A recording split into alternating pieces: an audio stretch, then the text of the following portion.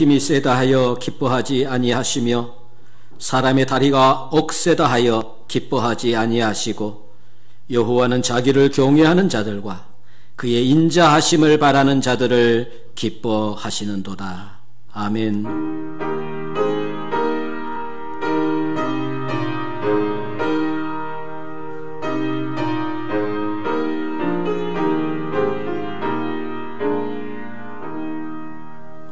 사랑의 주님, 주님께서 택하신 주의 자녀들을 통하여 합당한 예배를 받으시기를 원하시는 주님의 날에 부름받은 저희들이 온 마음과 온 정성을 다하여 거룩한 예배를 드리기를 소망합니다. 허물과 죄로 죽었던 우리를 구원하시려고 십자가에서 보혈을 흘려주신 주님의 귀한 사랑을 생각하며 우리가 온 마음을 다하여 감사 찬송을 올려드립니다. 비록 저희들의 목전에 전개된 삶의 현장들이 너무나 고달프고 지친 가운데 있을지라도 결코 불평하거나 불안해하지 않는 이유는 오직 주님의 은혜와 사랑 때문이라는 사실을 믿고 감사 기도 올려드립니다. 주님, 오늘 또 말씀을 통해서 주님의 온유하고 진실하심을 닮아가며 세상의 온갖 유혹을 하나님의 말씀의 권세와 사랑으로 승리한 강하고 담대한 주님의 백성들이 되게 하여 주시옵소서. 계속되는 코로나의 전쟁으로 지쳐있는 의료진들과 방역을 담당하는 모든 분들이 각자의 맡은 직무를 성실하게 감당할 수 있는 새 힘을 부어 주시옵소서. 오늘 또 선포되는 말씀에 아멘으로 화답하는 복된 시간이 되어지기를 소원하며 예수님의 이름으로 간절히 기도하옵나이다. 아멘.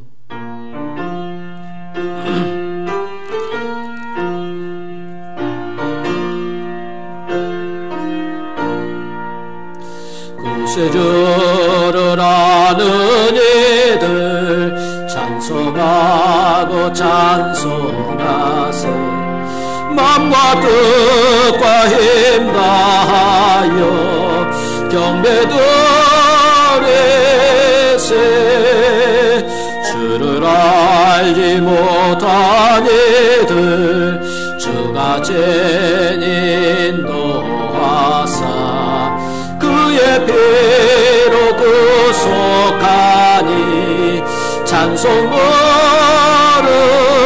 부르세.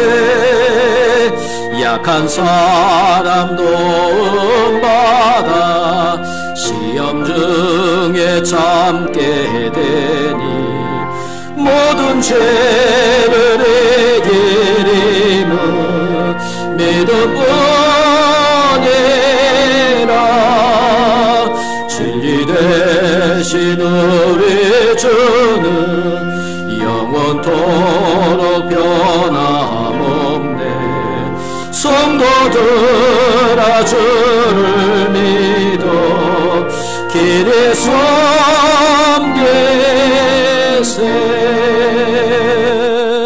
나는 전능하신 아버지 하나님 천지의 창조주를 믿습니다. 나는 그의 유일하신 아들 우리 주 예수 그리스도를 믿습니다. 그는 성령으로 잉태되어 동정녀 마리아에게서 나시고 본디오 빌라도에게 고난을 받아 십자가에 못 박혀 죽으시고 장사된 지 사흘 만에 죽은 자 가운데서 다시 살아나셨으며 하늘에 오르시어 전능하신 아버지 하나님 우편에 앉아 계시다가 거기로부터 살아있는 자와 죽은 자를 심판하려 오십니다. 나는 성령을 믿으며 거룩한 공교회와 성도의 교제와 죄를 용서받는 것과 몸의 부활과 영생을 믿습니다. 아멘. 찬송가 뒤에 있는 성시교독 교독문 36번 시편 90편입니다. 교독문 36번 시편 90편입니다.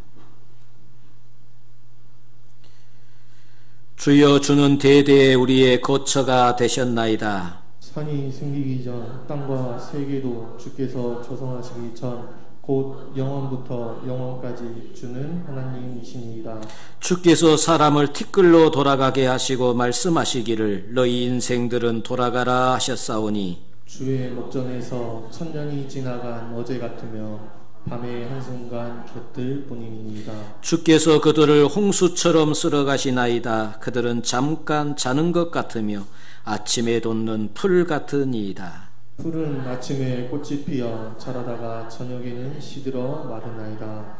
우리는 주의 노에 소멸되며 주의 분내심에 놀라나이다. 주께서 우리의 죄악을 주의 앞에 놓으시며 우리의 은밀한 죄를 주의 얼굴빛 가운데 두셨사오니 우리의 모든 날이 주의 분노 중에 지나가며 우리의 평생이 순식간에 다하였나이다. 우리의 연수가 70이요 강건하면 80이라도 그 연수의 자랑은 수고와 슬픔뿐이요 신속히 가니 우리가 날아가나이다.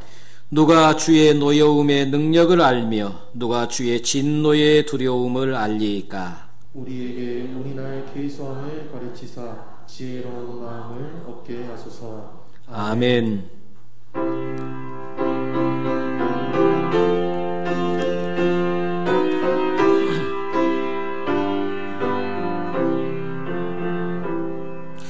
주의 곁에 있을 때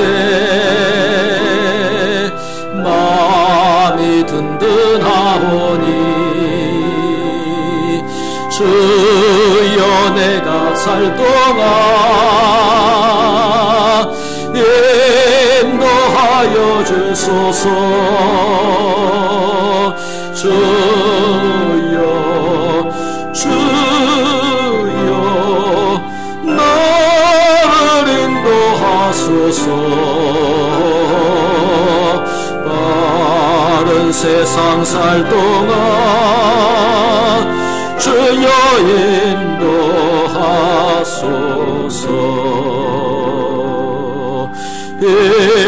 피난처인 예수여 세상 물결 험할 때 크신 은혜 베푸사 나를 숨겨주소서. 주여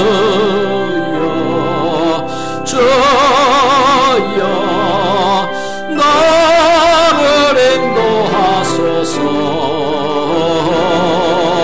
바른 세상 살 동안 주여 인도하소서.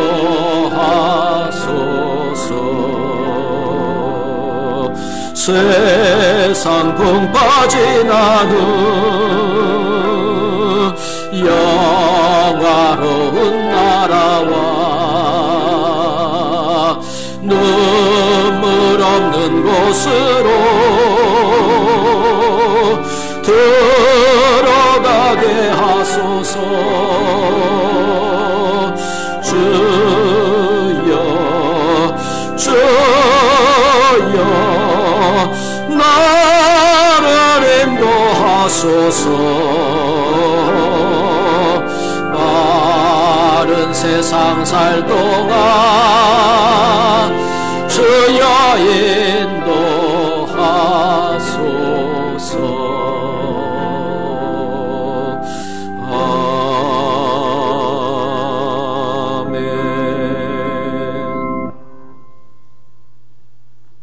사랑과 은혜가 풍성하신 하나님 아버지, 지난 한 주간에도 험한 세상에서 저희들의 삶을 이끌어 주시고 붙드시고 보호하여 주심에 감사와 영광을 드립니다. 아멘. 성령의 하나님 아버지, 거룩한 주님의 날을 맞아 찬양과 기도와 경배로 영광 드리오니 어려운 상황에서도 감사가 넘쳐나고 시간 은혜가 충만한 예배가 되게 하여 주시옵소서. 아멘. 사랑의 하나님 아버지, 코로나19의 위기 가운데서도 우리의 건강과 필요를 채워주신 은혜에 감사하면서도 불평하며 두려워하며 위축된 마음으로 예배를 소홀히 할 때가 많았음을 고백하오니 긍휼히 여기시옵고 용서하여 주시옵소서. 아멘. 전 세계와 우리 주변에 다시 확산되고 있는 코로나 바이러스로 사회적 거리두기를 하느라 사람과의 관계를 멀리하며 모이기를 힘써야 하는 교회의 모든 행사가 취소되고 또 새로 주님을 알아가던 성도님들 아버지 교회를 많이 떠나고 있습니다. 아버지 저희를 불쌍히 여기지어 하루빨리 코로나 사태가 종식되고 무너진 우리의 예배가 회복되게 하여 주시옵소서. 아멘. 진리요 생명이신 하나님 아버지, 단위에 세우신 목사님 성령 충만함과 건강을 붙들어 주시고 읍변하는 어려운 시대에 하나님의 인도하심이 있게 하시어 말씀을 전하실 때 성령 충만함으로 하늘의 권세와 능력을 더하여 주시고 그 말씀이 우리의 삶 가운데 능력으로 나타나게 하여 주시옵소서. 아멘. 주님 앞에 힘들고 지친 몸 이끌고 나온 주님의 자녀들 오늘 말씀으로 치유가 되게 하시고 아멘. 힘을 얻어 믿음으로 승리하게 하시옵소서. 아멘. 이 시간 예배를 돕는 많은 손길들 위에 주님이 함께 하시어 저들의 노고와 헌신과 충성이 하나도 헛되지 않도록 하여 주시옵소서. 아멘. 예배의 시종을 주님께 의탁하오며 저희를 지키시고 보호하시는 예수 그리스도의 이름으로 기도드립니다. 아멘.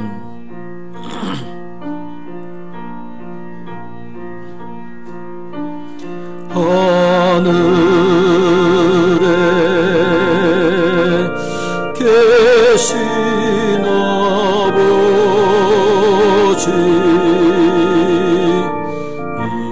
이름 거룩하사 주님 나라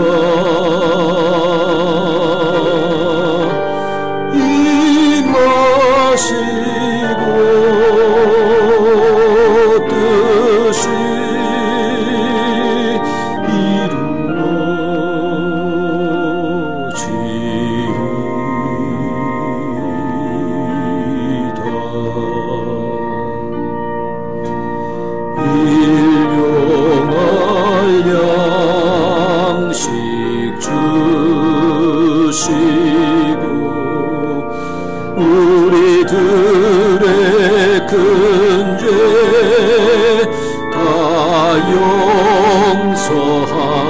용서하옵시고 또 시험에 들게 마시고 악에서 구원하소서.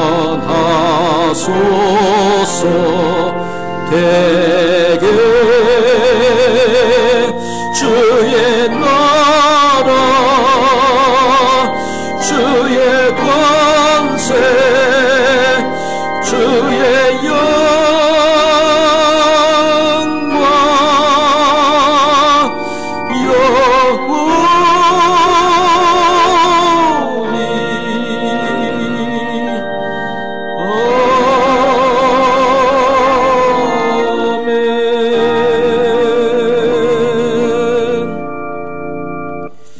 영원히 우리에게 주시는 하나님의 말씀입니다. 주보에 좀 잘못 나가는데 디모데전서 1장 디모데전서 1장 12절에서 17절까지입니다. 하나님의 말씀 디모데전서 1장 12절에서 17절까지입니다.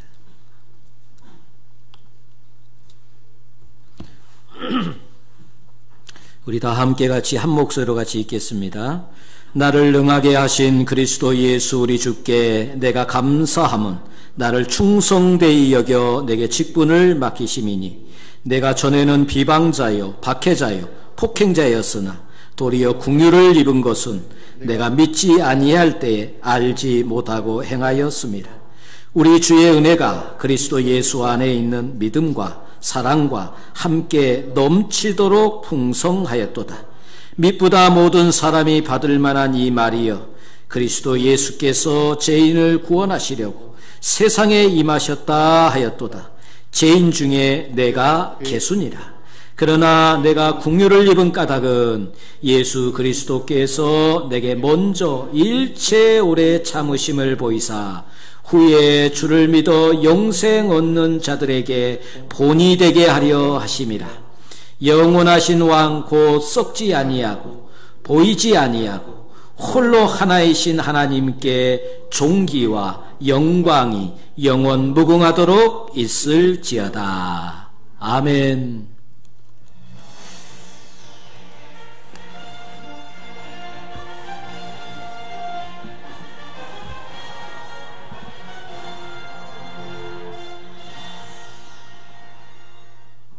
거성교회 소식을 전합니다.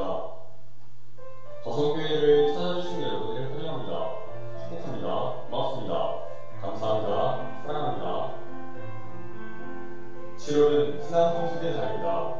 주일 성수, 매일 기도, 말씀 묵상, 생활합시다. 코로나19로 인해 교회 여러 행사 모두 취소합니다. 2분 예배 후에 단체로 모입니다. 장소는 당회실입니다. 주일 예배는 온라인 예배로 병행하여 드립니다. 이번 주부터 새벽, 수요, 금요 예배는 평일 예배가 정성화됩니다. 8월 1일 토요일 월상 예배가 있습니다. 이상으로 거성교회 소식을 마칩니다. 감사합니다.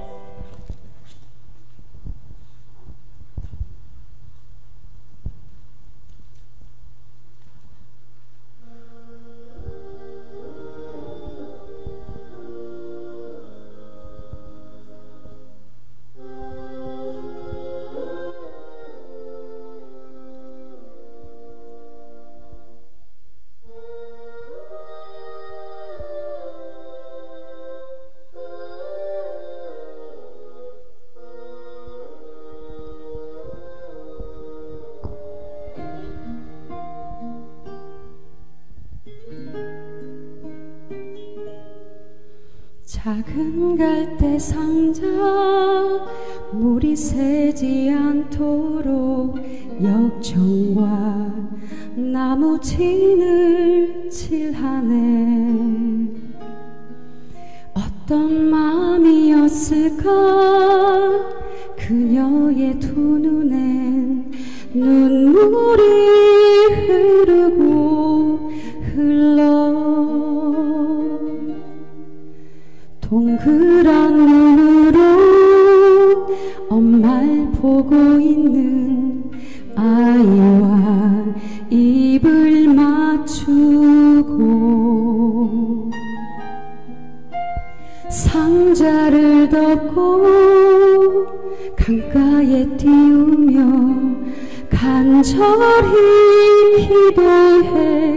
기도했겠지. 정처 없이 강물에 흔들 흘러내려가는 그 상자를 보며 눈을 감아도 보이는 아이와 눈을 맞추며 주저앉아 눈물을 흘렸겠지. 너의 삶의 참 주인, 너의 참 부모이신 하나님 그 손에 너의 삶을 맡긴다. 너의 삶의 참 주인, 너를 이끄시는 주 하나님 그 손에 너의 삶을 드린다.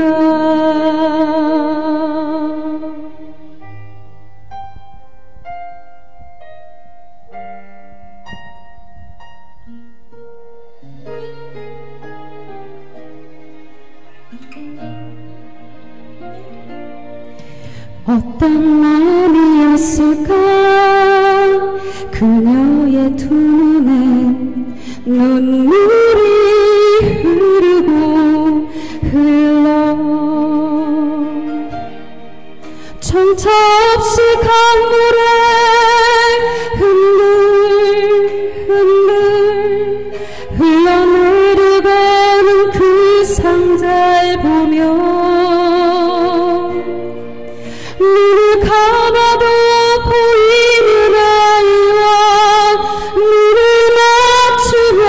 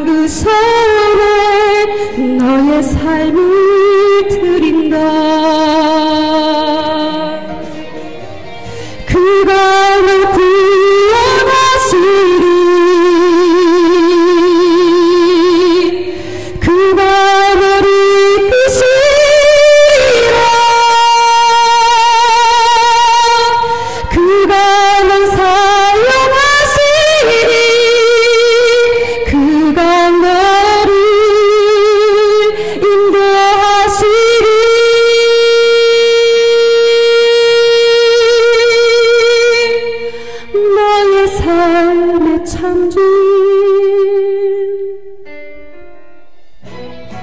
너의 삶의 참주 너의 참 부모이신 하나님 그 손에 너의 삶을 맡긴다. 너의 삶의 참주 너를 이끄시는 주 하나님 그 손에 너의 삶을 드리라. 너의 삶의 참주 너의 참 부모이신 하나님 그 손에 너의 삶을 맡긴다. 너의 삶의 참주 너를 이끄시는 주 하나님 그 손에 너의 삶을 드린다. 어떤 마음이었을까 그녀의 두 눈엔 눈물이 흐르고 흘러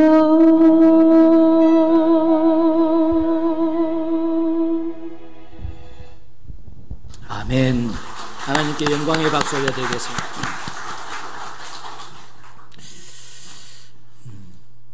모세와 함께 하신 하나님, 또 모세를 하나님 앞에 맡길 때 하나님께서 들어서 위대한 하나님의 일꾼으로 쓰십니다.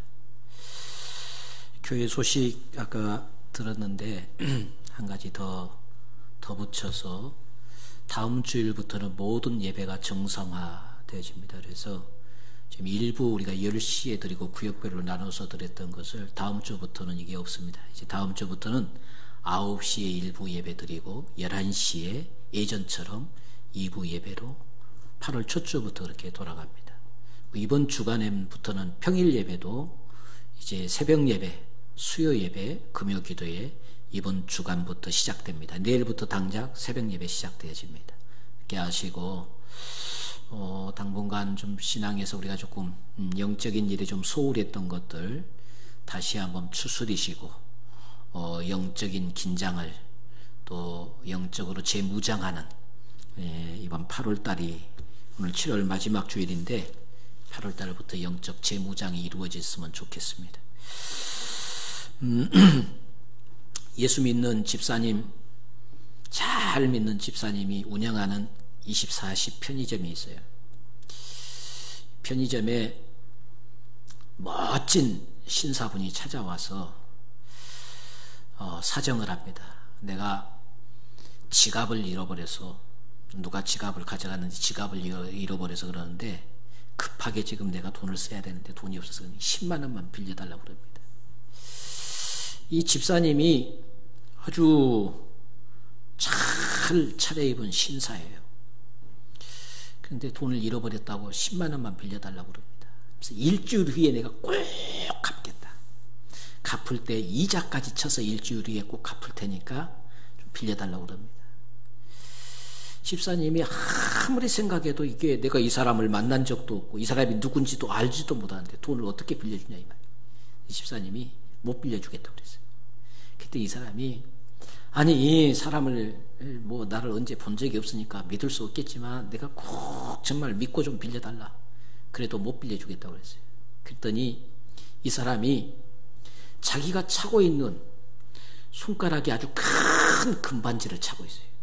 금반지를 탁 빼서는 이것 대신 맡겨놓을 테니까 내가 일주일 후에 와서 10만 원 갚고 이자까지 쳐서 갚을 테니까 이 금반지를 10일 동안 그러면 당신이 맡아서 나를 못 믿겠으면 이 금반지를 10일 동안 맡아 있으라. 그리고 일주일 후에 내가 와서 갚을 텐데 일주일 후에 만약에 내가 안 오거든 당신이 이 금반지 마음대로 처분해버려도 나 말하지 않겠다. 내 일주일 후에 꼭 와서 돈을 갚고 금반지를 찾아갈 테니까 그렇게 좀 10만 원만 빌려달라. 그래서 집사님이 10만 원을 빌려줬어요.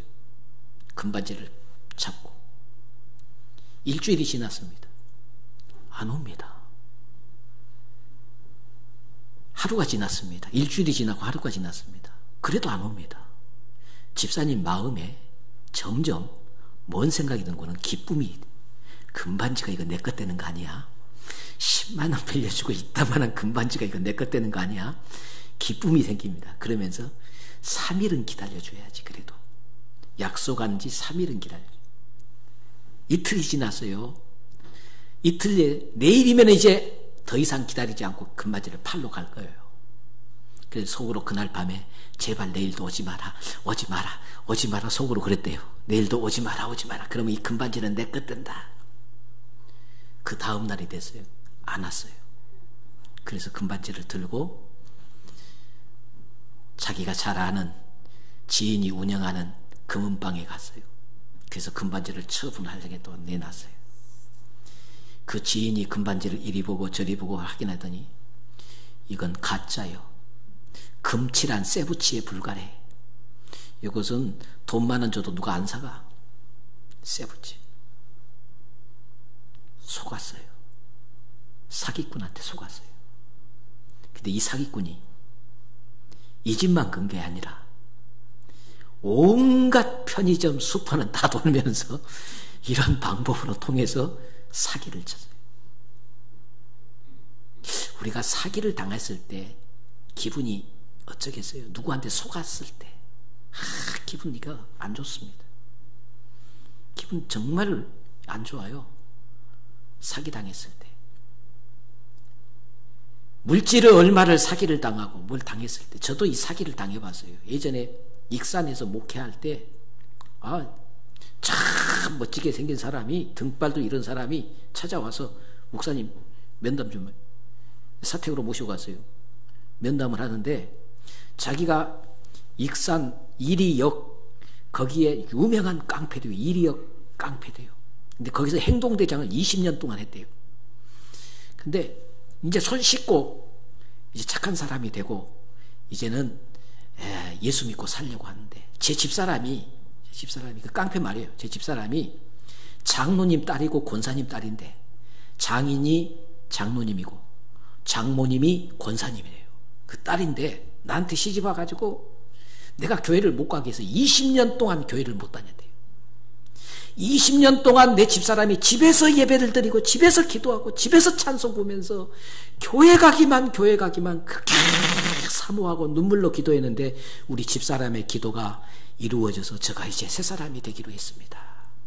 그래서 다음 주일에 집사람과 함께 이 교회를 나오겠습니다. 근데 저희만 나온 게 아니라 제가 이리역에서 행동대장을 했던 깡패인데 내 밑에 한 10명 정도 내 밑에 동생들이 있는데 그들을 다 그 길에서 손 씻게 하고 내가 데리고 나왔는데 지금 데리고 나와서 얼마 되지 않아서 지금 돈이 떨어져서 지금 힘듭니다. 이들에게 좀 쌀이라도 좀 밥이라도 먹을 수 있도록 목사님이 좀 쌀 한 가마니만 좀 도와주시면 안 되겠습니까? 그럼 다음 주일에 제 집사람이랑 또 동생들이랑 다 데리고 교회로 오겠습니다. 제가 우리 집사람을 불러가지고 집에 있는 돈 다 털라고 그랬어요. 집에 있는 돈 다 터니까 8만 원인가, 그때 지금으로부터 한 25년 전이에요. 8만 원인가 돼요. 8만 원. 그래서 8만 원을 다 털어가지고 우리 집 전 재산이 8만 원 다 털어가지고 그 사람한테 줬어요. 주고 다음 주일에 꼭 오시라. 그 사람이 돈이 더 없냐고. 8만 원 가지고 이게 조금만 더 있으면 좋겠는데 10만 원만 좀 됐으면 10만 원만 좀 채워주면 좋겠는데 지금 다 털어도 8만 원밖에 없다. 그러니 이거라도 좀 가져가라. 그래서 8만 원을 줘서 보냈어요. 보내고 그 다음 주일에 그 사람이 오기만 교회 앞에서 눈이 빠지게 기다렸어요. 안 와요. 그 다음 주일에도 안 와요. 그 다음 주일에도 안 와요. 한 달을 기다렸어요. 안 와요. 한 달 후에 전북일보, 전북 지역에 나오는 신문 전북일보에 기사가 실렸어요. 전북 지역에 전주, 익산, 군산 3개 도시를 돌면서 개척교회만 돌면서 사기친 사기 일당이 잡혔다고 전북일보에 실렸더라고. 그 내용을 보니까 나한테 와서 사기친 사람하고 똑같은 내용으로 그렇게 사기를 쳤어요. 그래서 내가 사기꾼에게 당했어요. 사기꾼들 말 잘해. 사기꾼들한테 한번 걸려들면 애지간 사람은 다 넘어가요. 내가 그때 한번 걸려 넘어가 보고 알았어요. 얼마나 말을 잘하고 믿게 하는지. 나 진짜로 믿었다니까요. 저 깡패 밑에 시집 와서 20년 동안 신앙을 못한 그 부인이 20년 동안 눈물로 자기를 위해서 기도하고 눈물로 자기를 위해서 기도해서 그 기도가 응답되어서 자기가 새 사람이 되겠다는데 목사가 감동을 받았지. 야, 사기꾼들이 목사 설교보다도 훨씬 나아. 얼마나 사람을 그냥 혹하게 가버리게 만든지. 돈을 얼마를 사기를 당하고 사기당했을 때 결코 기분이 좋지는 않습니다. 돈 얼마, 또 큰 돈을 사기를 당한 사람도 있어요. 사기당했을 때 얼마나 속상하고 괴롭습니까? 그런데요, 돈을 사기당하고 뭔 다른 것을 사기당했어도 다시 뉘우치고 그냥 도와줬다고 생각해버리자. 그리고 또 복구할 수 있어요. 그런데 신앙을 사기당해보세요. 신앙. 믿음을 사기당해보세요. 믿음을 사기당해보세요. 이 우리 주변에는 이 믿음을 사기친 사람들이 얼마나 많은, 신앙을 사기치고 사기꾼들이 얼마나 많은지 몰라요. 오늘 또 저 신천지 이단에게 속아가지고 그곳에 구원이 있다고 생각하고 그것이 진리라고 생각하고 그것이 전부라고 생각하고 그것이 다 생명 걸고 충성한 사람들 나중에 속았다고 생각했을 때 가슴을 치며 통곡하며 이를 갈아도 이미 때늦어버린 후에 복구가 안 돼요.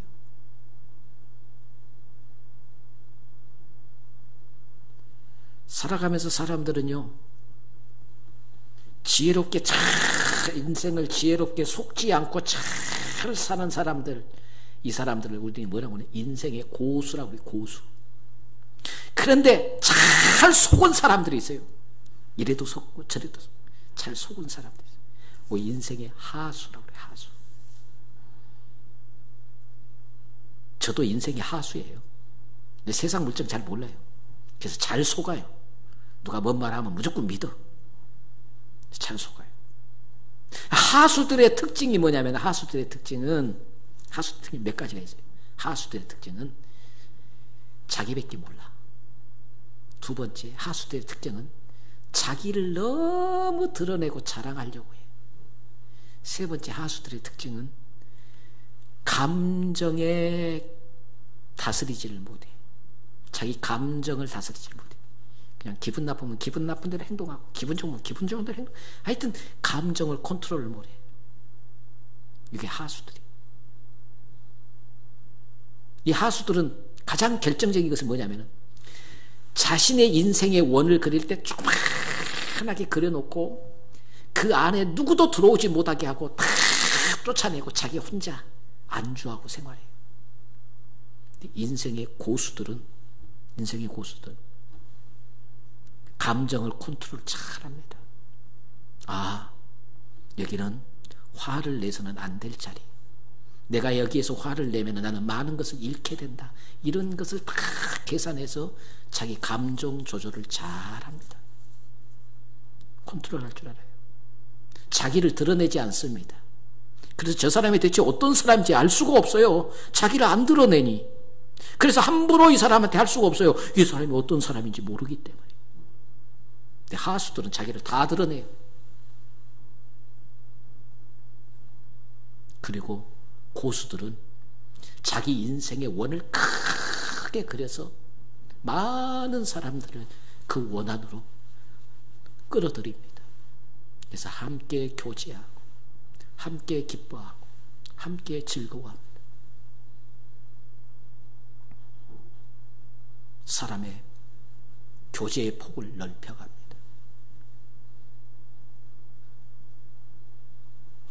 신앙의 세계도 고수가 있고 하수가 있어요.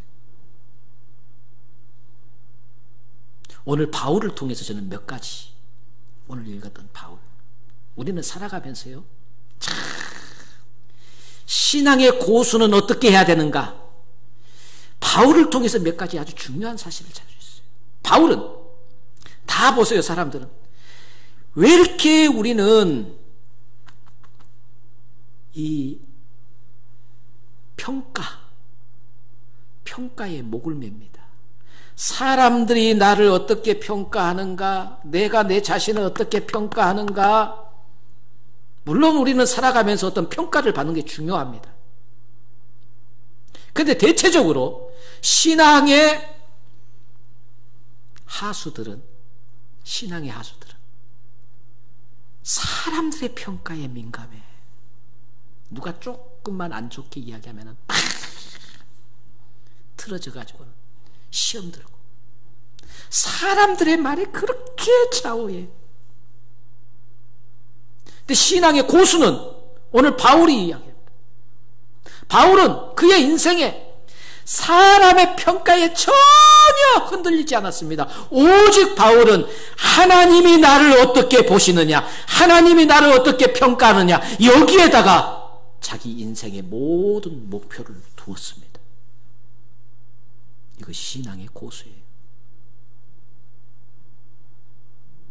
그래서 바울은 자기 자신의 평가에도 아주 여러분 보세요. 우리는 특별히 사도 바울은 우리 사람을 평가할 때 대체적으로 이렇게 보자요. 저 사람 학력이 어느 정도 되는가, 많이 배웠느냐, 학력을 봅니다. 그리고 평가합니다. 저 사람 많이 가졌느냐, 물질 얼마나 많이 가졌느냐, 물질 보고 또 평가하기도 합니다. 또 저 사람 업적이 뭐냐, 대체 무슨 일들을 했느냐, 업적을 가지고 평가하기도 합니다. 바울을 예로 들자면 바울은 업적이 대단합니다. 바울은 엄청난 일들을 했어요. 그는 소아시아 지역에 다니면서 가는 곳곳마다 개척해서 허허벌판에 교회를 세우고 교회를 키웠고 수없는 교회를 개척해서 세웠습니다. 뿐만 아니라 학력적으로 보는 바울은 최고의 엘리트였습니다. 가므레엘 문화에서 최고의 학부에서 수학했던 최고의 엘리트였습니다.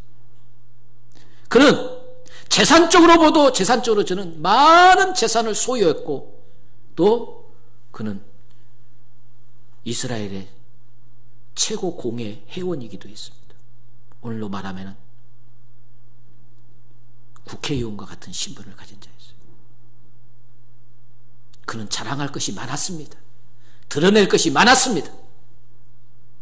그럼에도 불구하고 그는 이 모든 것들, 정말로 업적이나 자기의 어떤 자랑하고 싶은 모든 것들을 다 그는 포기하고 하나님 앞에서 나의 모습, 사람 앞에서가 아니라 하나님 앞에서 자기 모습을 귀하게 보았어요.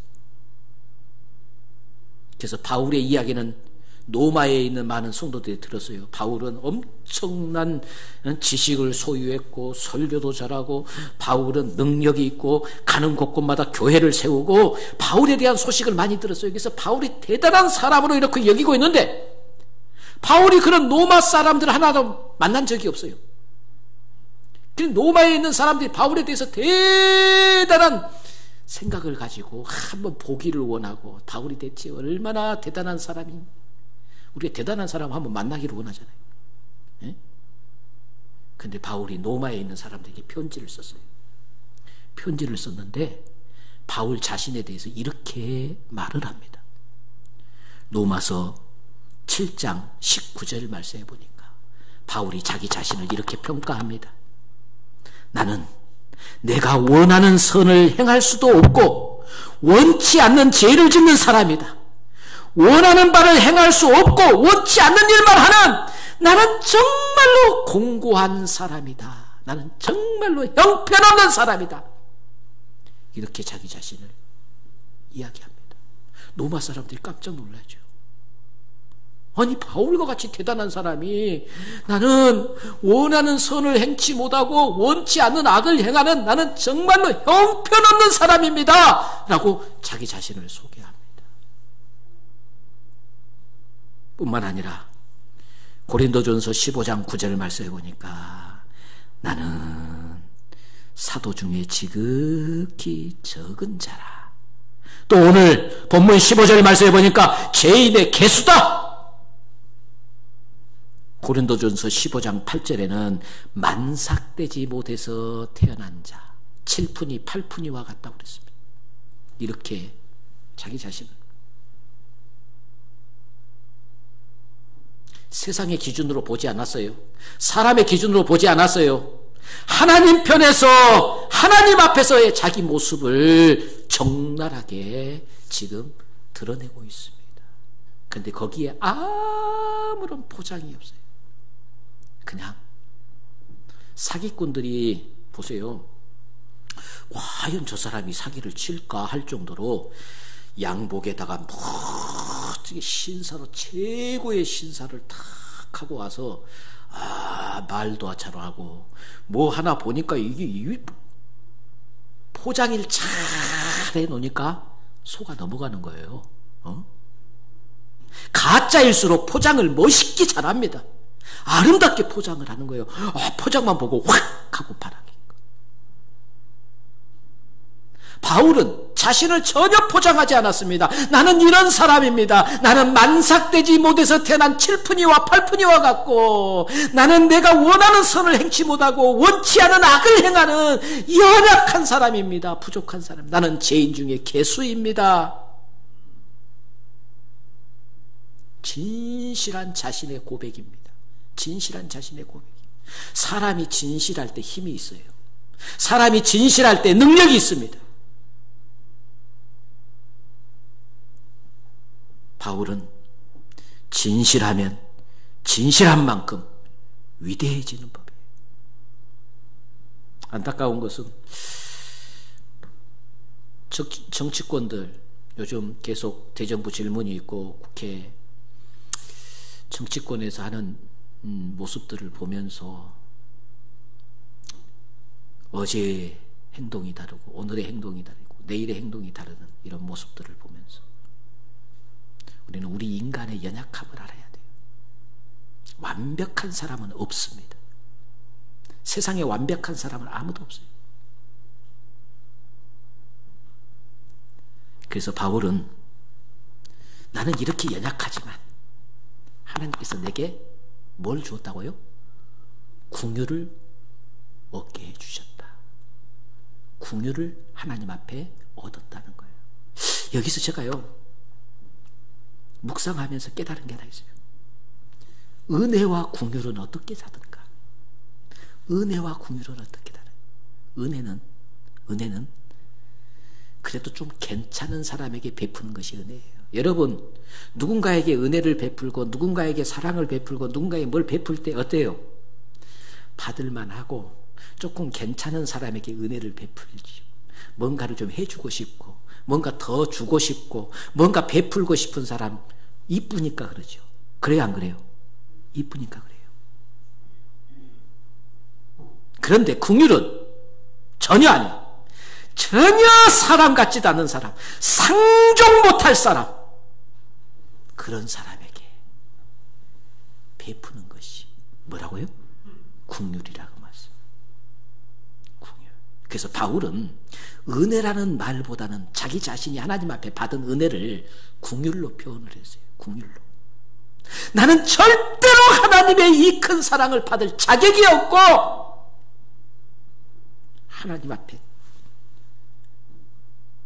저주받아야 할 그런 사람임에도 불구하고 하나님이 내게 은혜를 베풀어 주셨어요. 그것을 뭐라고요? 긍휼이라고 그랬어요. 긍휼. 그래서 바울은 오늘 본문 16절에 보니까 하나님께서 나를 일체 오래 참아주셨습니다. 긍휼을 베푸시기 위해서 일체 오래 참아주셨어요. 어떻게 참아주셨어요? 예전에 나는 하나님 앞에 어떤 자였어요? 바울은 이렇게 고백합니다. 하나님 앞에서 나는 비방자요, 박해자요, 폭행자였다고 13절에 말씀하고 있잖아요. 나는 교회를 핍박하는 자였어요. 교회 폭행자였어요. 박해자였어요. 그때 하나님이 너 하나님의 교회를 핍박하고 박해하고 폭행해? 하나님께서 그때 손 들어서 심판해버렸으면 바울의 인생 없어요. 그런데 하나님께서 잘못하고 있음에도 불구하고 하나님께서 어떻게 했다고요? 오래 참아주셨어요. 참아주셨어요. 이게 바울은 견딜 수 없는 하나님의 은혜. 알지 못하고 그때 행했던 그때 하나님께서 닥쳐버렸으면 내 인생 끝났을 것인데 하나님께서 알지 못하고 행했던 그때 하나님께서 참아주고 참아주셨어요. 어린 손자를 너무 이뻐하니까 이 손자가 할아버지 시험을 자꾸 놀고 뽑아. 그래도 할아버지가 뭐예요? 참아줘, 기다려줘. 아직 철이 없으니까 그래. 철이 없으니까. 철 들고 깨달아지면은 할아버지 시험 자꾸 흔들지는 않을 거 아니에요. 아직 철 없으니까 그래. 기다려줘. 클 때까지, 철 들 때까지 기다려주는 거. 이게 긍휼이라는 말씀이에요. 그래서 바울은 일생을 살면서 긍휼의 은혜를 두 가지로, 그는 평생 하나님 앞에서 이 두 가지 은혜에 감사하며 살았어요. 그 첫 번째가 뭐냐면은, 그 첫 번째가 자기를 선택해 주는 데 대한 감사와 감격. 그래서 바울은 갈라디아서 1장 15절 말씀해 보니까 어머니의 태로부터 나를 택하셨다. 어머니의 태! 어머니 뱃속에 있을 때부터 하나님이 나를 선택해 주셨어요. 택해 주셨어요. 이 선택받은 은혜. 여러분 한번 깊이 한번 생각해 보세요. 여러분 잘나고 똑똑합니까? 여러분보다 세상의 모든 사람들이 다 못나고 여러분이 잘나고 똑똑해서 하나님이 선택했습니까? 내 자신을 봐도 너무 부족한 나를 하나님이 선택해 주셨어요. 나보다 잘나고 나보다 많이 배우고 나보다 잘생기고 나보다 똑똑하고 나보다 다 사람들이 나보다 다 잘나게 보이는데 그 사람들 놔두고 가장 못난 나를 하나님이 선택해 주신 거, 택해 주신 거.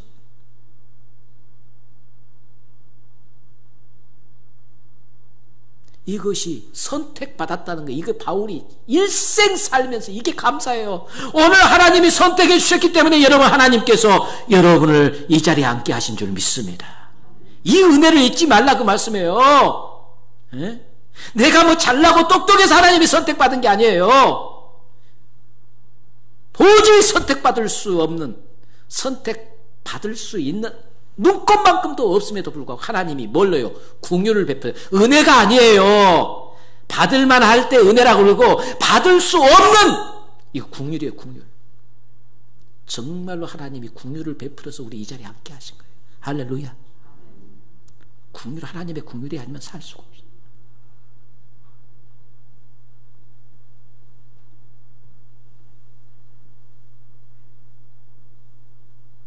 그는 일생을 살면서 이 감격을 잊어버리지 않았어요. 여러분 잘 아시는 대로 요한복음 21장에 베드로가 주님과 3년 동안 함께 먹고 입고 자고 생활했어요. 함께 동고동락했어요. 예수님이 너 수제자라! 제자 중에 으뜸 제자로 삼았어요. 그럼에도 불구하고 베드로는 예수님을 모른다고 3번이나 부인하고 저주까지 했어요. 그리고 예수님 죽어버리자 이제는 나는 끝! 예수님과 상관없는 삶, 그리고 옛생활로 다시 되돌아갔어요. 갈릴리 바닷가에 고기잡이하러 돌아갔어요. 근데 그때 우리 주님께서 그리 찾아오십니다. 베드로를 찾아오세요. 그리고 베드로야, 시몬아, 너가 나를 사랑하느냐? 너가 나를 사랑하느냐? 내 양을 치라, 내 양을 먹이라. 그리고 그에게 다시 사명을 맡기셨습니다. 여러분, 저는요, 용서하고 그 다음에 믿음이라는 이것은요, 아주 큰 차이가 있습니다. 용서는 과거를 믿어주는 것이 용서예요. 과거에 너 잘못한 것들, 이런 실수한 것들 이제 다 믿어주마 할 때 우리가 뭐 하는 거예요? 용서한다 그러는 거예요. 용서한다. 믿음이라는 것은 과거가 아니라 미래를 말하는 거예요. 미래를 믿어줄 때 믿음이라는 거예요. 그래서 우리가 예수를 믿고 하나님을 믿는 것은 그 믿음 때문에 우리는 미래 천국을 소유하게 되는 것이고 영원한 하나님의 축복을 소유하게 되는 줄 믿습니다. 믿음은 미래예요. 하나님이 우리를 선택해 주시고 그 선택한 오늘 우리를 하나님이 믿어줄 때, 하나님이 나를 믿어줄 때 하나님이 나에게 뭐 하는 거예요? 사명을 맡기시는 거예요. 할렐루야. 하나님이 나를 믿기 때문에 사명을 맡기는 거예요. 그래서 바울은 오늘 이렇게 이야기합니다. 12절 말씀해 보세요. 12절에 바울이 이렇게 이야기합니다. 나를 능하게 하신 그리스도 예수 우리 주께 내가 감사하면 나를 충성되이 여겨 내게 직분을 맡기십니다. 나를 충성되이 여겨 내게 직분을 맡기셨다. 이 직분, 사명. 그래서 바울은 일생 동안 이 사명을 감사하며 이 사명, 하나님이 나를 믿어줬다는 거예요. 믿어줬기 때문에 뭘 맡긴 거예요? 직분을 맡긴 거예요. 나를 능하게 하신, 분명히 아세요 우리 사랑하는 성도 여러분, 뭔가 하나님이 우리에게 다 직분을 맡기셨습니다. 직분은 내 능력으로 하라는 것이 아니에요. 바울이 뭐라고 했어요? 나를 능하게 하신 그리스도께서, 하나님께서 내게 이 직분을 맡기실 때는 내게 감당할 수 있는 능력도 주시는 줄 믿습니다. 그래서 바울은 뭐라고 했어요? 나를 능하게 하신 그리스도께서 나를 충성되이 여겨 내게 직분을 맡기셨으니, 직분 맡은 자들은 딱 한 가지만 있으면 돼요. 직분 맡은 자들에게 필요한 것은 한 가지예요. 뭐밖에 없어요? 충성. 시간이 없습니다. 물질이 없습니다. 건강이 안 좋습니다. 세상적으로 여러 가지 핑계, 요건 오직 충성뿐이라는 거예요. 사랑하는 성도 여러분, 우리는 하나님께서 이렇게 우리에게 충성되이 여겨 직분을 맡겨주셨습니다. 우리를 믿어주셨어요. 여러분, 바울은 일생 살면서 이 하나님의 긍휼하심, 내가 하나님의 이 긍휼을 받아서 일생 나는 핍박자요 폭행자요,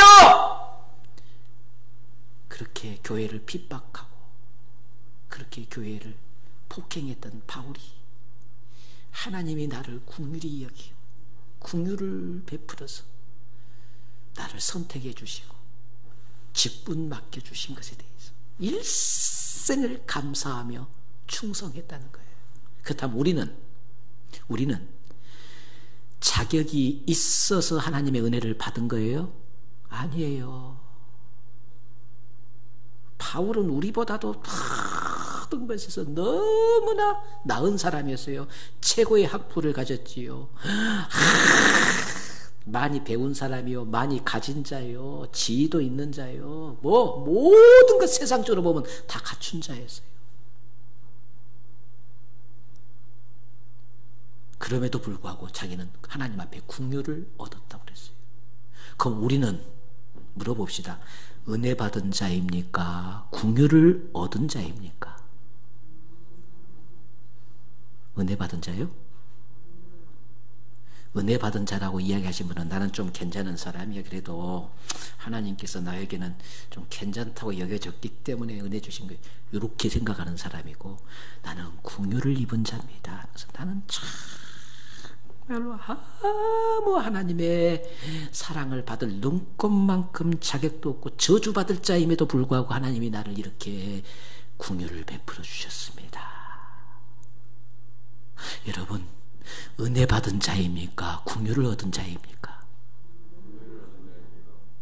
긍휼을 얻은 자는 일생을 감사하며 기뻐하며 충성하는 거예요.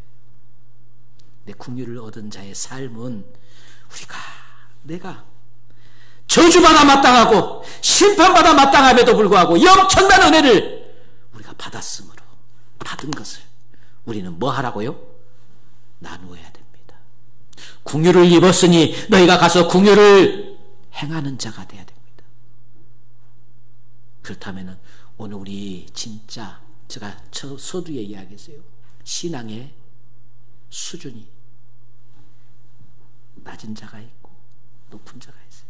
그래서 저를 이것을 이라고 하는 하수라고 그러고 고수라고 그랬잖아요. 신앙의 하수가 있고 신앙의 고수가 있어요. 신앙의 하수들은 저 얘기했어요. 감정 조절 못합니다. 사람 말에 움직입니다. 사람 말 한마디에 이랬다 저랬다 합니다. 흔들립니다. 신앙의 하수예요. 신앙의 고수는 어떤 자예요? 궁유를 베푸는 자예요. 할렐루야. 궁유를 베푸는 자예요. 그럼 궁율이 뭐냐? 딱 세 가지로 요약할 수 있습니다. 궁율은 따라서 합시다. 궁율은 덮어주는 거다. 과거에 그가 뭘 했든, 과거에 어떻게 살았든, 과거에 무슨 짓을 했든 과거를 다 덮어주는 거. 이게 궁율이에요. 두 번째 궁율은 결론이에요. 궁율은 기다려주는 거예요. 궁율은 뭐라고요? 기다려주는 거예요. 지금 마음에 안 들고, 지금 좀 속을 썩히고, 지금 좀 제대로 안 돼 있어도 나중에 믿음 들어가고 신앙의 고수가 되어지면 달라질 것을 다 알고 기다려주는 거예요. 기다리고 기다리는 거예요. 지치지 않고 오래 기다리는 거예요. 마지막 세 번째, 신앙의 고수, 궁율은 뭐냐면은 그 사람으로처럼 그 사람이 되어주는 거예요. 낮아지는 거예요. 예수님이 우리에게 궁유를 베풀어 주셨어요. 하나님이 우리에게 궁유를 베풀어 주셨어요.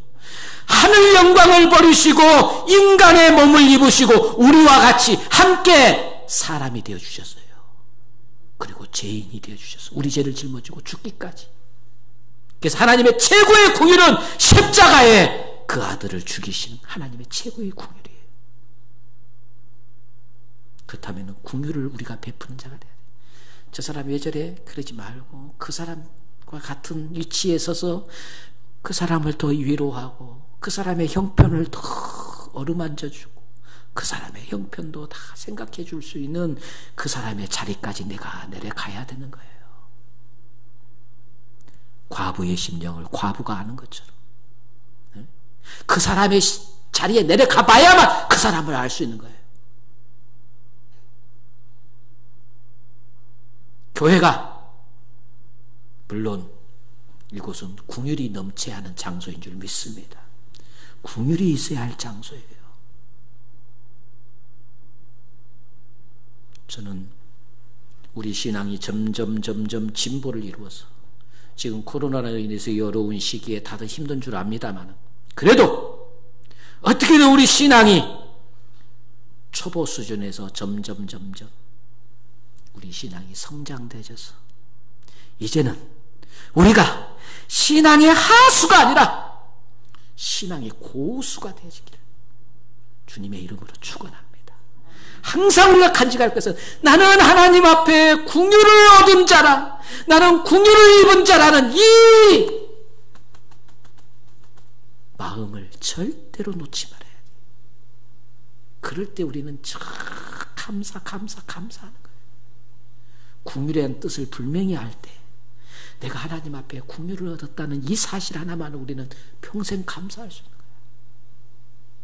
바울은 일생을 그 궁율, 내가 하나님 앞에 궁유를 얻었다 이 사실 하나에 감사하고 감격하며 죽도록 충성했어요.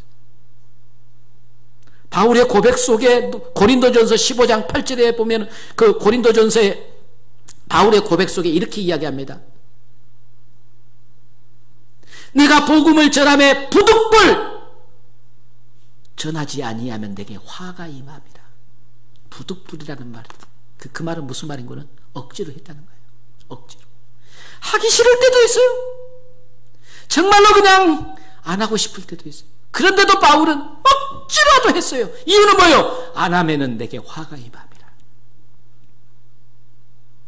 바울이 얼마나 인간적인 고백입니까? 얼마나 순수한 고백이에요. 목사가 솔직하게 새벽 예배 매일 쌓기가 너무 힘들어. 그래도 교인들 앞에서 새벽 예배 쌓기가 너무 힘들어요. 이렇게 말한 적이 있어요? 없어요. 근데 바울은 자기 자신을 그대로 정당하게 숨김없이 진실을 고백합니다. 나 억지로 할 때가 많았다. 억지로 할 때. 우리도 마찬가지잖아요. 우리 억지로 할 때가 있어요, 없어요? 있잖아요. 하기 싫을 때도 있어요. 그러나 바울은 뭘 항상 생각했어요? 긍휼. 하나님이 내게 긍휼을 베풀어 주셨다.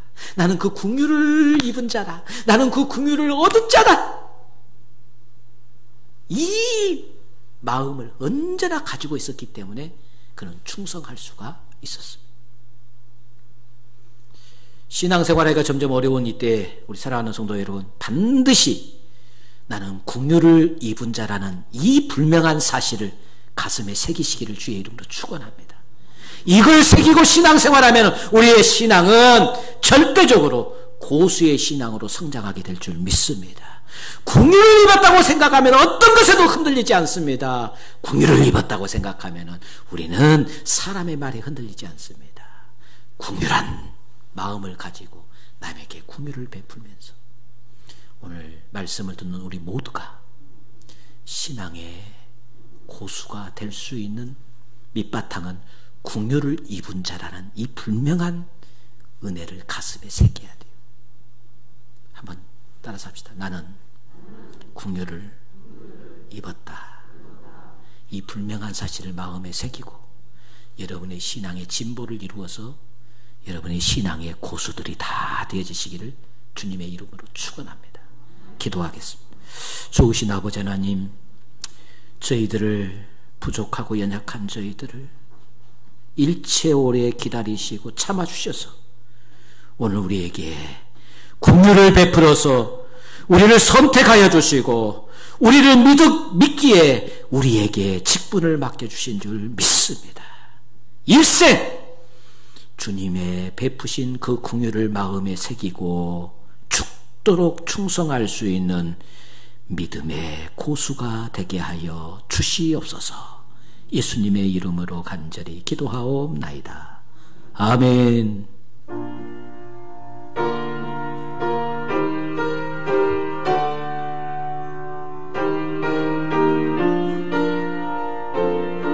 너 근심 걱정 말아라. 너 근심 걱정 말아라. 주 너를 지키리. 주 날개 밑에 거하라. 주 너를 지키리. 주 너를 지키리. 아무 때나 어디서나 주 너를 지키리.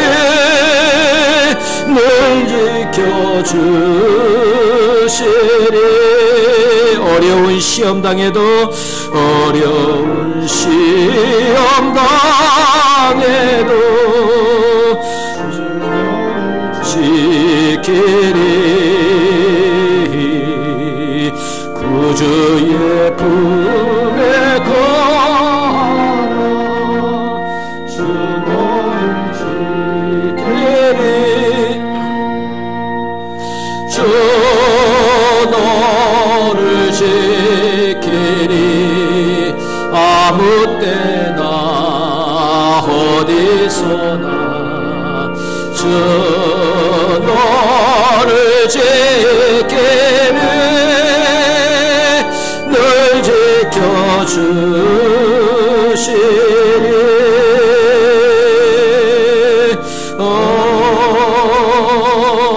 아멘.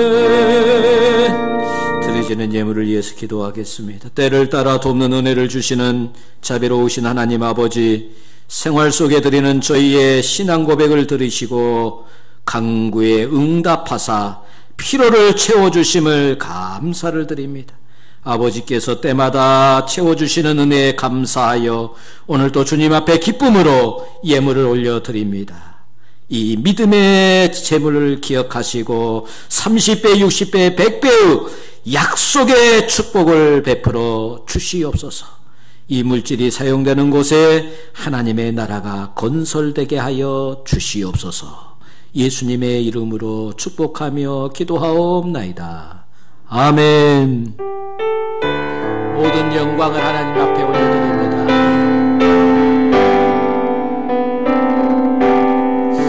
모든 영광을 하나님께, 모든 영광을 하나님께, 온 마음과 뜻 다해 주사모합니다. 모든 영광을 하나님께, 모든 영광 하나님 앞에 올려드립니다. 다 함께 일어서서 비전 찬양 부르시고 축복 기도로 예배 마치겠습니다.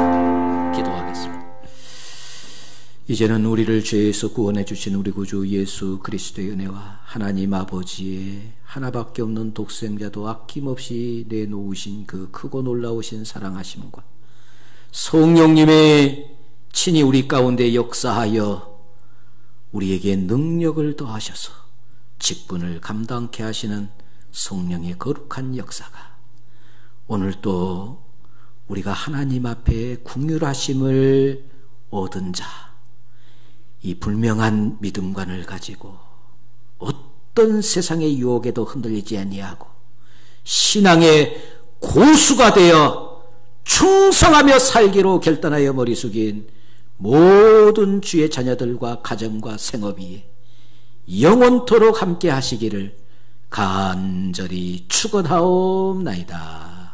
아멘.